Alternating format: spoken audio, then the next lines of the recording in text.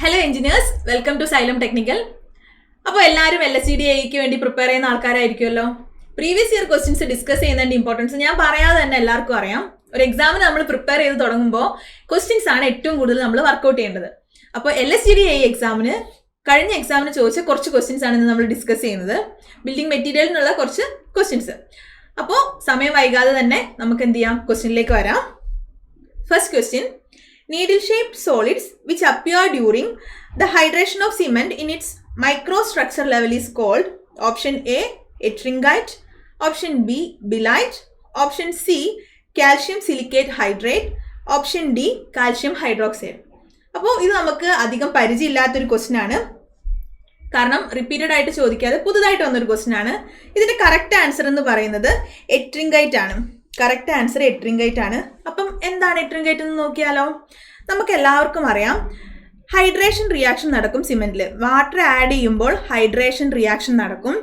അതിന്റെ ഫലമായിട്ട് കുറേ പ്രൊഡക്ട്സ് ഉണ്ടാവും. അതിലൊരു പ്രൊഡക്റ്റ് ആണ് C3A അല്ലെങ്കിൽ ട്രൈ കാൽഷ്യം അലുമിനേറ്റ്. ഈ C3Aയും ജിപ്സവും കമ്പൈൻ ചെയ്യുമ്പോൾ ഉണ്ടാവുന്ന പ്രൊഡക്റ്റ് ആണ് എട്രിംഗൈറ്റ്. ഇവയുടെ റിയാക്ഷൻ നടക്കുമ്പോൾ ഉണ്ടാവുന്ന ഫൈനൽ പ്രൊഡക്റ്റ് ആണ് എട്രിംഗൈറ്റ്. അപ്പോൾ ഇത് ഓർത്ത് വെക്കുക. നീഡിൽ ഷേപ്ഡ് സോളിഡ്സ് എവിടെയെങ്കിലും കണ്ടാൽ നീഡിൽ ഷേപ്ഡ് സോളിഡ്സ് ഉണ്ടാവുന്നുണ്ട്, അതിനെ നമ്മൾ എട്രിംഗൈറ്റ് എന്ന് പറയും. അടുത്ത question: in ordinary Portland cement compounds in decreasing order of percentage of composition. Option A C3S, C2S, C3A and C4AF. Option B C2S, C3S, C3A, C4AF.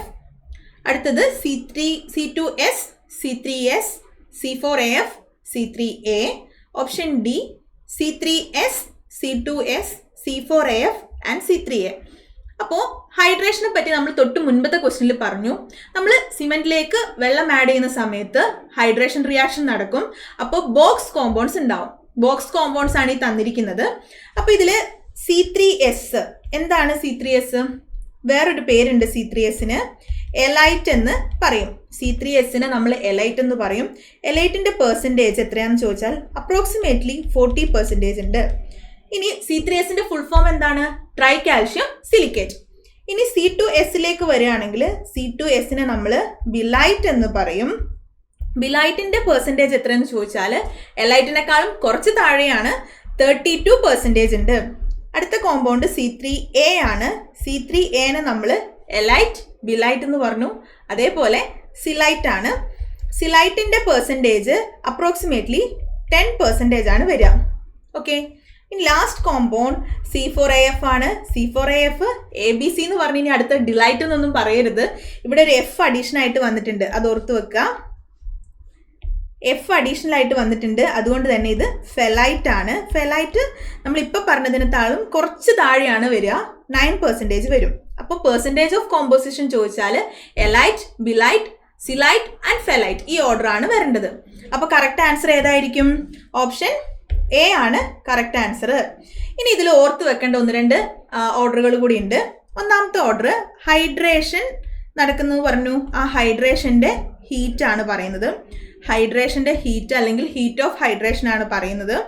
അതിൻ്റെ order C3A, C3S, C4AF and C2S ഈ ഒരു ഓർഡറിലാണ് വരിക.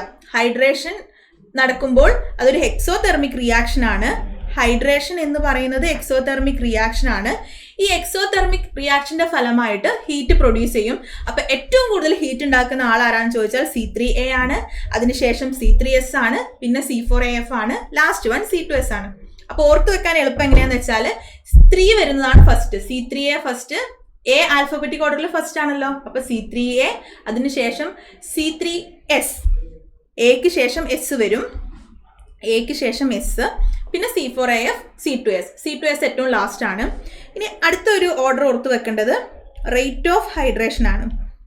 Rate of hydration ആണ്. Hydration റേറ്റിന്റെ order വരിക C4AF, C3A, C3S and C2S. നേരത്തെ വന്നതിനേക്കാളും C4AF first വന്നു, അതായത് 4, 3, 2 എന്നുള്ള ഓർഡറിലാണ് വരിക. C4ന്റെ 4 ഓർത്ത് വെക്കാം. ഓർത്ത് വെക്കാനുള്ള ഒരു ടിപ്പാണ്, C4ൽ 4 ആണല്ലോ ഉള്ളത്. 4, 3-2 ഓർഡർ ആണ്. ഇതിൽ 3 വരുമ്പോൾ ആൽഫബറ്റിക് ഓർഡറും കൂടെ നോക്കുക. ആൽഫബറ്റിക് ഓർഡറിൽ ഈ പറഞ്ഞ എ കഴിഞ്ഞതിന് ശേഷമാണ് എസ് വരിക. അപ്പോൾ ഇതായിരിക്കും correct order. C4AF, C3A, C3S, C2S. ഈ രണ്ട് കാര്യങ്ങളും വളരെ ഇമ്പോർട്ടൻ്റ് ആണ്, എക്സാമിന് റിപ്പീറ്റഡ് ആയിട്ട് ചോദിക്കാറുണ്ട്. അടുത്ത question, which of the following is not a mineral admixture? Fly ash, silica fume, rice husk ash, super plasticisers. അപ്പോൾ ആദ്യം അഡ്മിക്സ്ചർ എന്താണെന്ന് അറിയണം.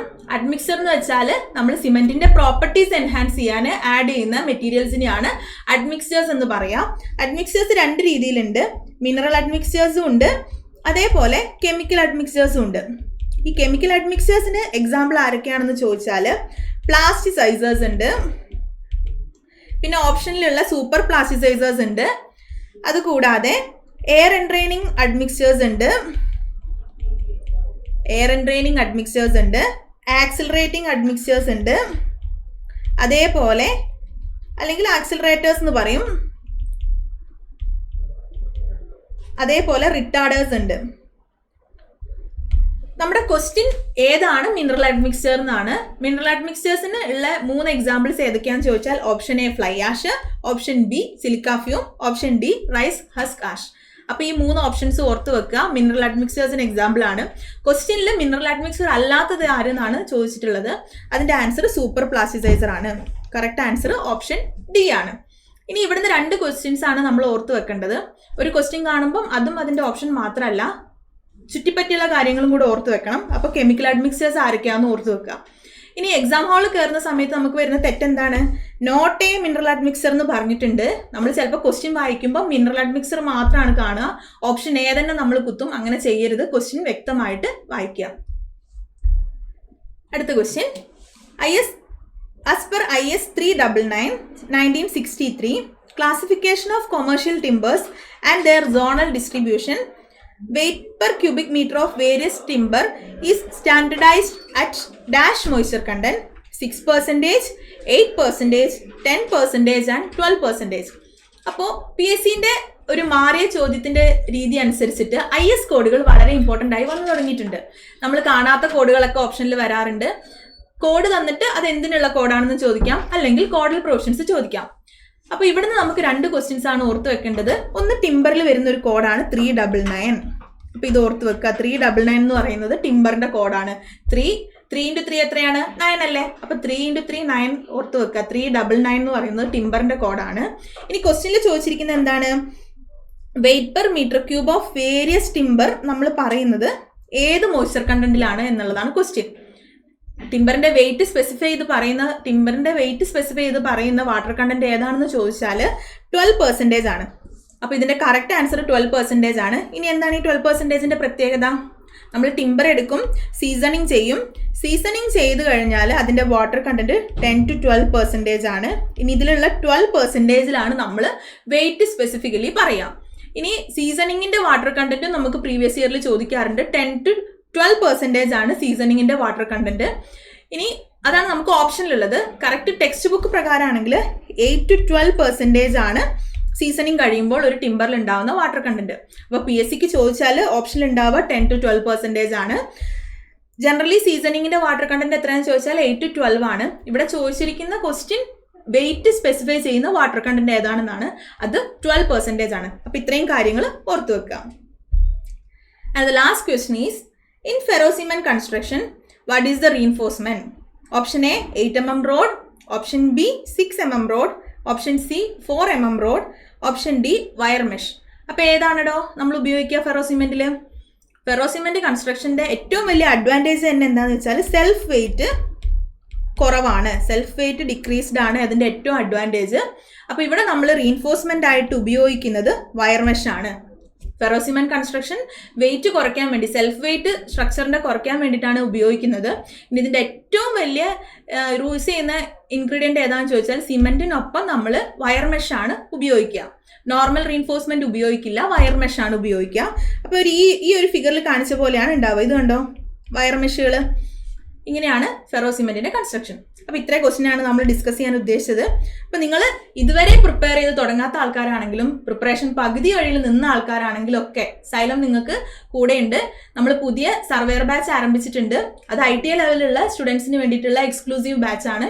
അത് കൂടാതെ LSTD എയിം ചെയ്യുന്ന ആൾക്കാർക്ക് വേണ്ടി ഓൺലൈൻ ഓഫ്ലൈൻ ബാച്ചുകൾ സ്റ്റാർട്ട് ചെയ്തിട്ടുണ്ട്. ഓവർസിയറിന്റെ ലൈവ് ബാച്ചും സ്റ്റാർട്ട് ചെയ്തിട്ടുണ്ട്.